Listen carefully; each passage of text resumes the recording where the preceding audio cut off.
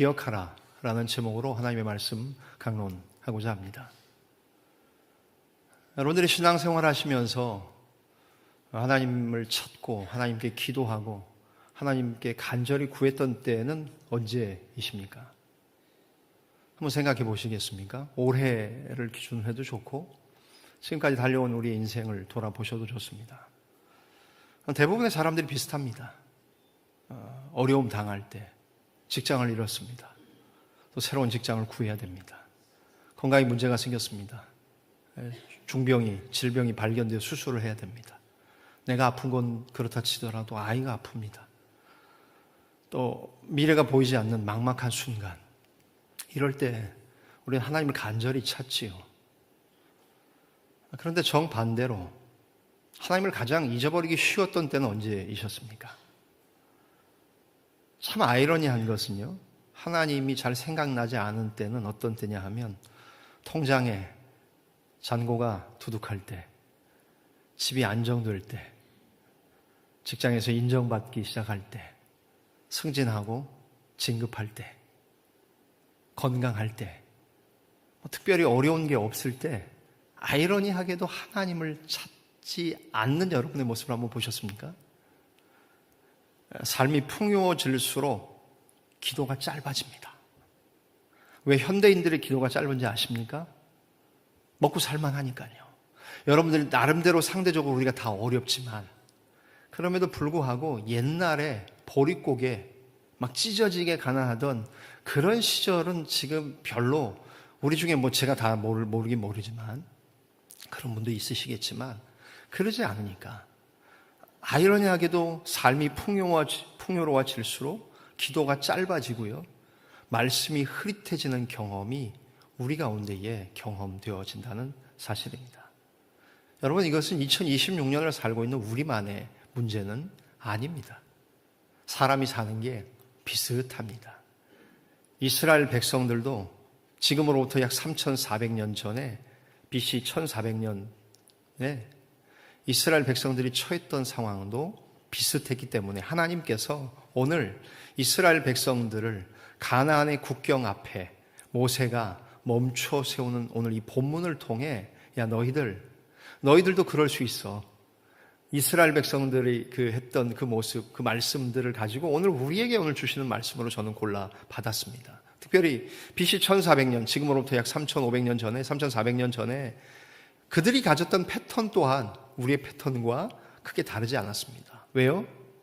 그들은 지금 광야 40년을 끝내고 결핍과 훈련의 시간, 힘들었던 광야 40년의 시간이 끝나고 이제 가나안의 국경 앞에 서서 이제 풍요로운 땅, 가나안 땅에 풍요의 시간이 열리는 바로 그 순간에 들어가기 전에 하나님께서 오늘 모세를 통해 설교하시는 모세의 설교인 신명기 말씀이 본문의 내용입니다. 그러면서 우리도 똑같게 아까 말씀드린 것처럼 하나님을 언제 절실하게 찾는가, 아니 하나님을 언제 잊어버리는가, 그것을 아시는 하나님이 오늘 우리에게 말씀하시는 내용이 신명기 8장 우리가 읽은 본문의 말씀이라는 겁니다. 한 해의 절반을 보내고 이제 절반이 남은 시간, 세월이 참 빠르게 흐른다고 여러분들도 느끼시죠? 그런 상황 속에서 2026년의 절반을 살고 있는 우리가 어떻게 오늘 본문 말씀을 통해 하나님의 말씀을 받을 것인가를 좀 생각해서 몇 가지로 본문의 말씀을 상고하기를 소망하는 것입니다. 첫 번째로 생각해 볼 것은 광야는 왜 필요했는가 하는 겁니다. 광야가 왜 필요했습니까? 하나님께서 낮추게 하심의 목적이 있으셨기 때문이라는 겁니다. 오늘 읽었던 1절부터 6절의 전반부에 나오는 내용들이 바로 그 내용들입니다. 하나님께서 광야를 왜 허락하셨는가? 우리 인생 가운데 광야는 왜 필요한가? 그것은 낮추게 하시는 것이 하나님의 목적이라는 겁니다. 2절 말씀 한번 보실까요? 2절 말씀 같이 한번 읽겠습니다. 가만히 계시면 안 되죠? 말씀을 읽어야 됩니다. 시작. 내 하나님 여호와께서 이 40년 동안에 내게 광야 길을 걷게 하신 것을 기억하라. 이는 너를 낮추시며 너를 시험하사 내 마음이 어떠한지 그 명령을 지키는지 지키지 않는지 알려 하심이라. 아멘. 자, 잠깐 띄워져 있는 말씀 보십시오. 하나님께서 어떻게 하십니까? 광야를 걷게 하셨다고. 하나님께서 너를 광야 길을 걷게 하셨다고 말합니다. 이 말씀에 여기 낮추시며라는 말 중간에 나오죠. 낮추시며라는 이 단어는 무슨 의미를 가지느냐 하면 이 단어는 그냥 마음만 낮추는 정도의 낮춤이 아닙니다. 강제로 굴복시키고 외부적인 압력을 가해서 낮추는 낮춤이라는 겁니다. 그러니까 좀 이렇게 물리적인 그림을 좀 생각하시면 막 꿇게 하는 겁니다. 엎드리게 하는 겁니다. 좀 이렇게 막 높아지고 올라가려고 하는 것을 그냥 끄잡아 내려서라도 어떻게든지 좀 이렇게 굴복시키려는 그런 의미의 뉘앙스가 있는 단어가 바로 이 단어입니다. 강제적으로 굴복시키다, 외부적인 압력을 가해서 낮추다. 그런 말입니다. 왜요?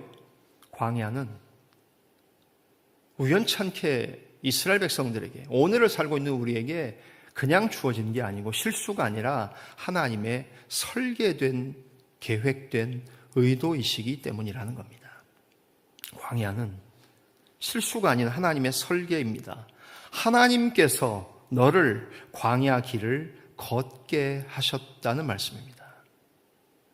광야의 목마름, 먹을 것이 없어서 만나에만 의존해야 되는 결핍, 구름기둥과 불기둥이 아니면 어디가 길인지 알 수 없었던 그 길을 따라서 움직여야만 했던 제약, 이런 이 모든 것들, 이걸 다 이스라엘에게 강제적으로 작아지게, 낮아지게 만드시는 하나님의 장치였고 하나님의 고안된, 의도된 계획이었다는 이야기입니다.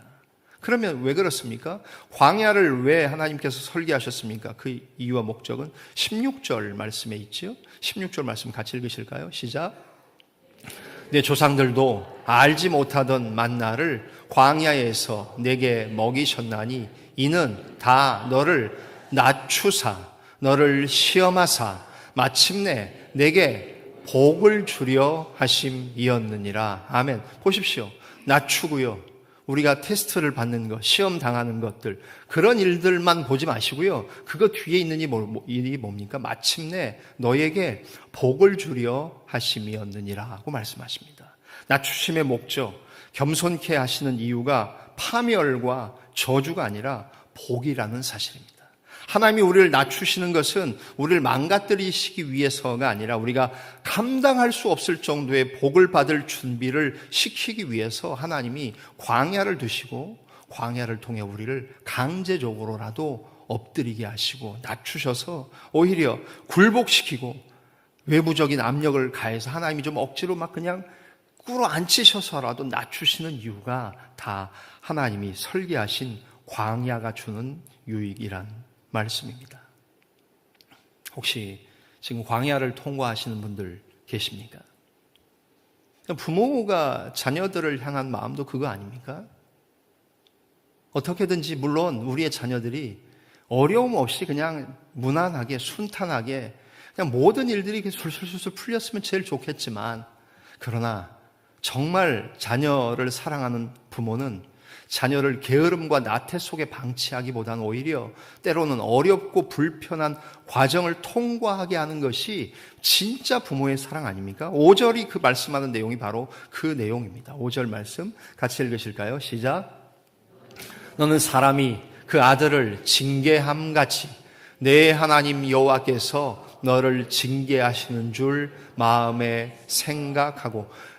지혜로운 부모는요, 그 아들, 딸들을 때론 징계하고요, 어려움 가운데에 두기도 합니다. 한번 여쭤볼까요? 대부분 우리 한국 사회는 어쩔 수 없이 남자들은 군대를 갑니다. 그러지 못하시는, 가고 싶어도 못 가거나 여러 상황도 있으시겠습니다. 제일 많이 보면요, 아버지가 육군인데 아들 육군 보내는 건 가만히 있어도 가요. 근데 우리 조성래 안수집사님을 비롯해서 김경수 안수집사님, 해병대 분들, 아들, 딸들이 있어요. 딸들은 아직 모르겠습니다. 자녀들을 거의 해병대에 보내는 부모님의 군종을 보면, 종별을 보면 거의 해병대가 제일 많아요. 왜요? 아버지가 해병대 갔다 와 보니까 인생을 사는데 정말로 힘들고 어려운 모든 과정을 겪어보니까 그래서 아들은 싫어도 아버지가 강제로 입대시키는 경우, 그래서 할아버지, 아버지, 아들, 손자 3대, 4대가 해병대인 집안이 의외로 많습니다. 여러분, 저는 존경합니다. 저는 사실 아들을 해병대에 넣고 싶었거든요. 제 아들의 의지와는 상관없이. 그러나 아들은 제일 편한 공군을 갔습니다. 여기 공군 출신 계신 분들 이해하십시오. 아버지도 해병대 안 갔다 왔잖아요. 그 한마디에 사실 강요가 안 됐습니다. 강제가 안 됐습니다. 제가 해병대를 갔다 왔어야 되는데. 아버지가 경험해 보니까 아들을 진짜 사랑하면 때로는 어렵고 불편한 과정, 그걸 통과하게 하는 것이 진짜 사랑이라는 것을 줄 수 있어서. 젊은 우리 청년들, 자매들, 형제 자매들 아십니까? 악동 뮤지션의 악뮤의 저기 있지 않습니까? 남자친구 이름 잘 생각해요. 찬혁이? 그 친구 해병대 갔다 와서 상당히 많이 바뀌었어요. 자기 동생 수연이 우울증이 오고 공황장애가 오고 집에 나가지도 않고 죽으려고 하고. 목사님 아들 딸이잖아요. 근데도 여러분 누구나 그런 생각할 수 있죠. 그럴 때 그 모든 것. 그래서 자기 여동생을 자기 해병대 훈련소 스타일로 돌리더라고요. 그래서 결국 자기 동생을 살려내지 않습니까? 여러분, 이 모든 일들을 보면서 하나님은 우리를 사랑하셔서 때로는 광야의 길을 계획하시고 설계하셔서 걷게 하신다. 그것의 이유는 무엇입니까? 광야를 통해서 우리가 무언가를 배우기를 원하시는 거지요. 무엇을 배우기를 원하십니까? 다름 아니라 네 인생 빵으로, 떡으로, 돈으로, 힘으로 사는 거 아니야. 네 능력으로 사는 것 아니야. 백으로 사는 것 아니야. 인맥으로 사는 것, 학벌로 사는 것 아니야. 너 이 세상 사는 거 나 여호와의 말씀으로 사는 줄을 반드시 깨달아야 돼. 이것이 내가 너를 향해 광야를 설계하고 고안한 이유와 목적이다. 하나님 그거 말씀하시는 것 아닙니까? 3절 말씀 같이 읽으실까요? 3절 넣어주십시오. 같이 읽겠습니다. 시작. 너를 낮추시며 너를 줄이게 하시며 또 너도 알지 못하며 내 조상들도 알지 못하던 만나를 내게 먹으.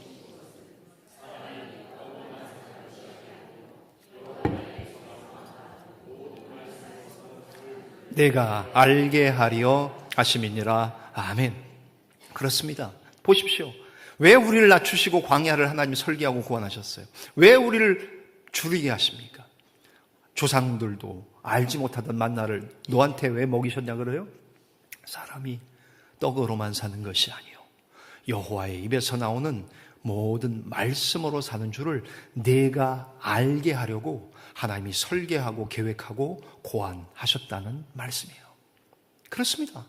어떻게 밥만 먹고 삽니까? 빵도 먹어야지요. 오늘 성심당 보문산 배알이 제가 검색했습니다. 6,500원씩이나 되더라고요.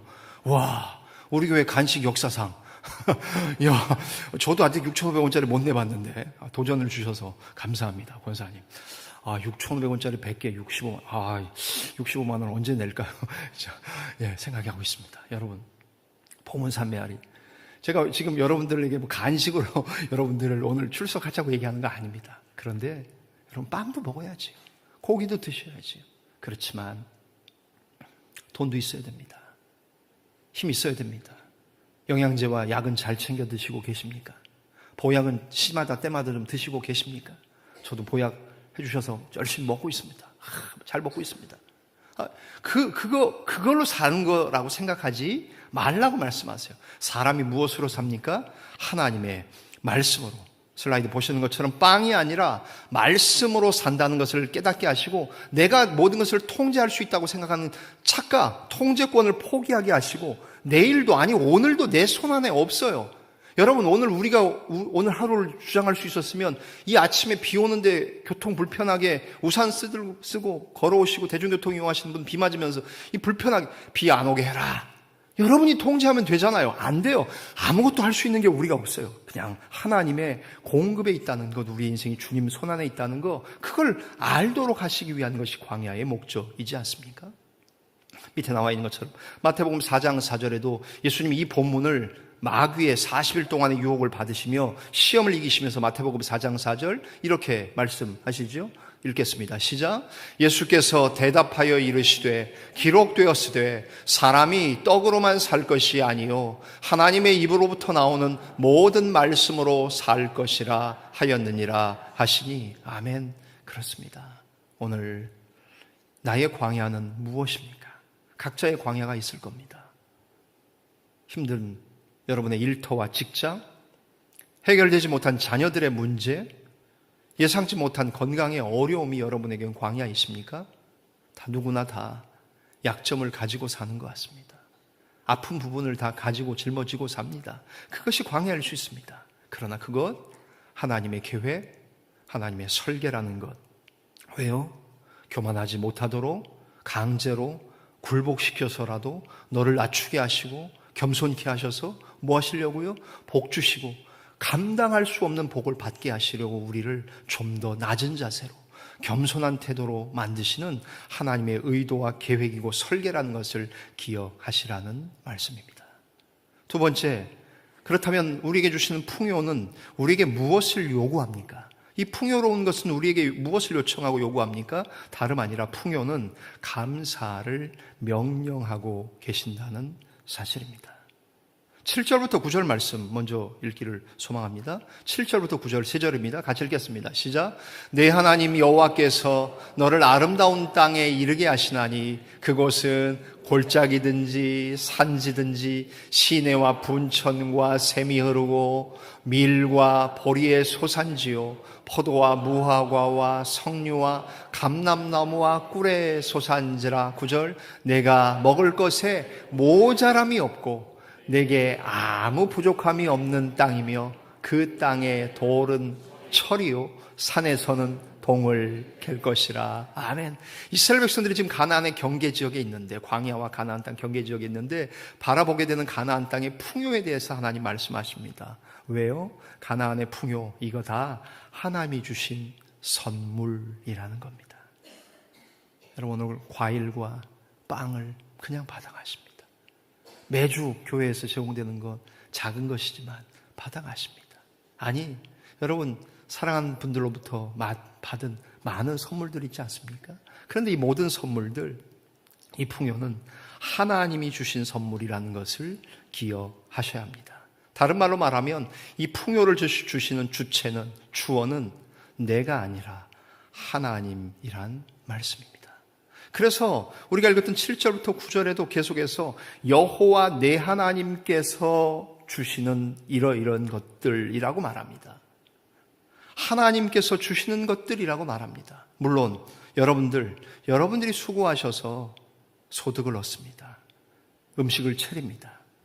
여러분이 수고하셔서 얻어지는 노력의 결과들 있습니다. 그렇지만 그 모든 것들, 노력할 수 있도록 할 수 있는 모든 환경들, 모든 배경을 마련하시고 예비하신 분 또한 하나님이시란 말씀이지요.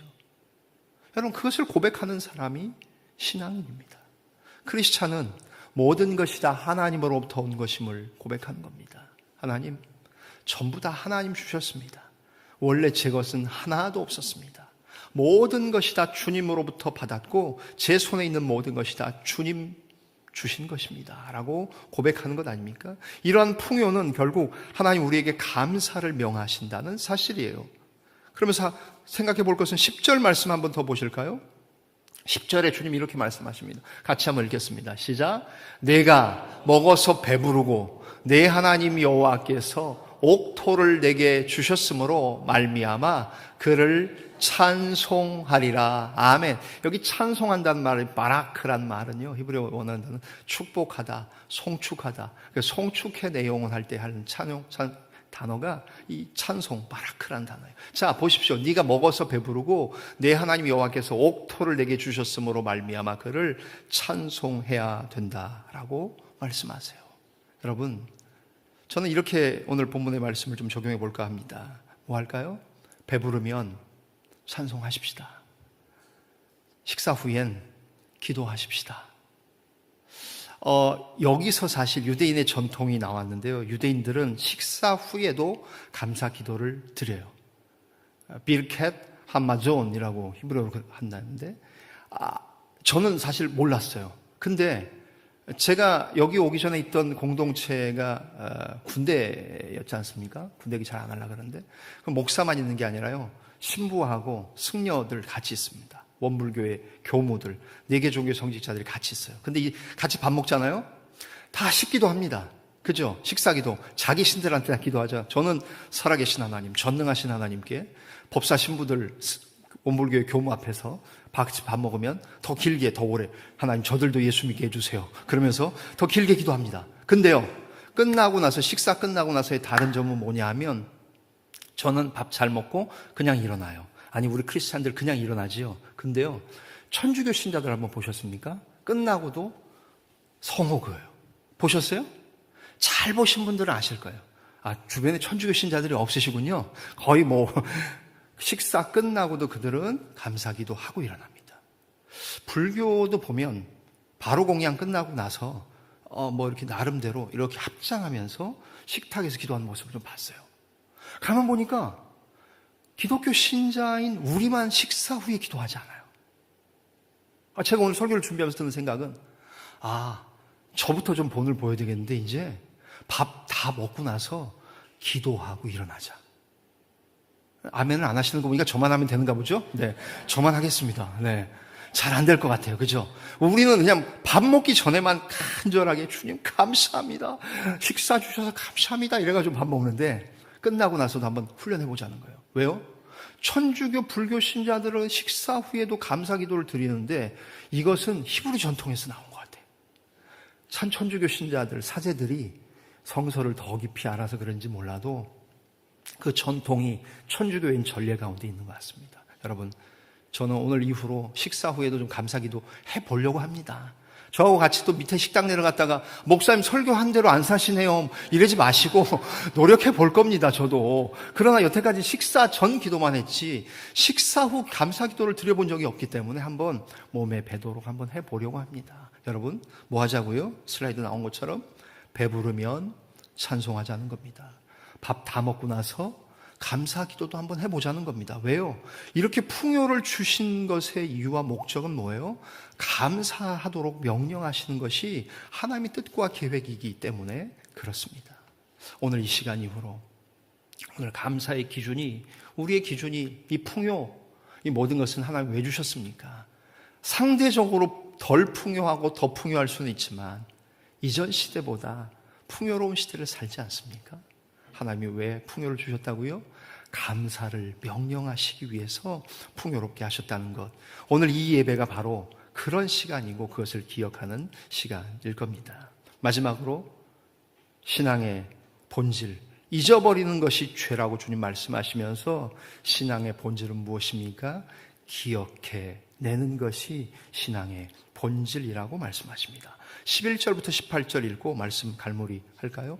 본문 좀 깁니다. 11절부터 18절 번갈아 읽을게요. 제가 11절 읽습니다. 내가 오늘 내게 명하는 여호와의 명령과 법도와 규례를 지키지 아니하고 내 하나님 여호와를 잊어버리지 않도록 삼가할지어다.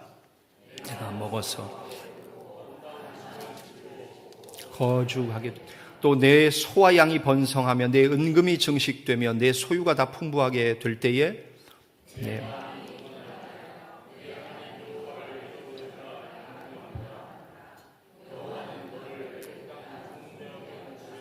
이끌어내시고 너를 인도하여 그 광대하고 위험한 광야 곧 불뱀과 전갈이 있고 물이 없는 간조한 땅을 지나게 하셨으며 또 너를 위하여 단단한 반석에서 물을 내셨으며 알지 못하던 만나를 광야에서 내게 먹이셨나니 이는 다 너를 낮추시며 너를 시험하사 마침내 내게 복을 주려 하심. 그러나 내가 마음에 이르기를 내 능력과 내 손의 힘으로 내가 이 재물을 얻었다 말할 것이라. 내 하나님 여호와를 기억하라. 그가 내게 재물 얻을 능력을 주셨음이라. 이같이 하심은 내 조상들에게 맹세하신 언약을 오늘과 같이 이루려 하심. 내가 만일 내 하나님 여호와를 잊어버리고 다른 신들을 따라 그들을 섬기며 그들에게 절하면 내가 너희에게 증거하노니 너희가 반드시 멸망할 것이라.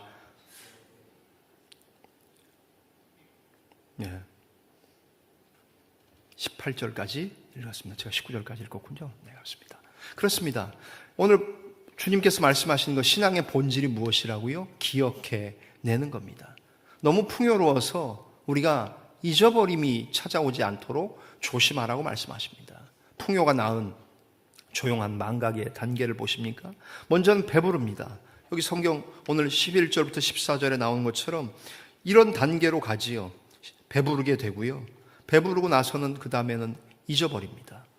배부르고 또 잘 살게 되고 풍요롭게 되면 사람들이 잊어버리게 되죠. 소유의 풍부함이 가죠. 은과 집과 은금이 증식됩니다. 세 번째 단계는 뭐예요? 마음의 교만함이 찾아옵니다.